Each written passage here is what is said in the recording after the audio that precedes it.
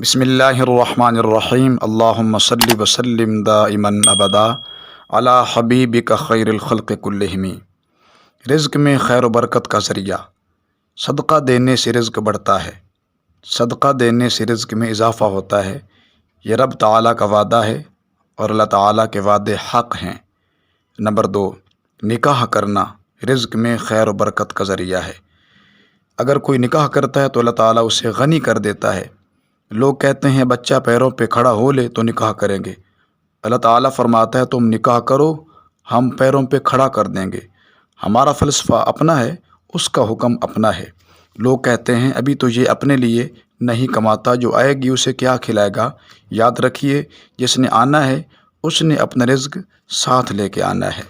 Number 3، اپنے گھر والوں کو نماز کا حکم دینا رزق میں خیر و برکت کا ذریعہ ہے۔ صبح کا وقت رزق کے بٹنے کا وقت ہوتا ہے۔ جس گھر میں صبح کے وقت لوگ سوئے ہوئے ہوتے ہیں وہاں بے برکتی ہوتی ہے۔ طلوع فجر سے لے کر طلوع آفتاب تک سونے سے پرہیز کیا جائے، اس وقت رزق بٹنے کے لمحے ہوتے ہیں۔ نمبر 4، اپنے رشتہ داروں کے ساتھ اچھا سلوک کرنا اپنے رشتہ داروں کے ساتھ اچھا سلوک کرنا رزق میں خیر و برکت کا ذریعہ ہے۔ نمبر 5، کمزور لوگوں کے ساتھ حسن سلوک کرنا۔ نمبر 6، دین کے طالب علموں پہ خرچ کرنا۔ نمبر 7، مغرب کی نماز کے بعد 21 مرتبہ سورۃ الکوثر کی تلاوت کرنا۔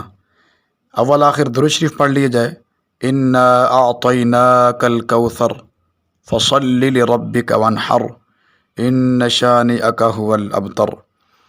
یہ صورت پڑھی جائے تو انشاءاللہ آپ دیکھیں گے گھر میں برکتیں اترتی ہوئی محسوس ہوں گی۔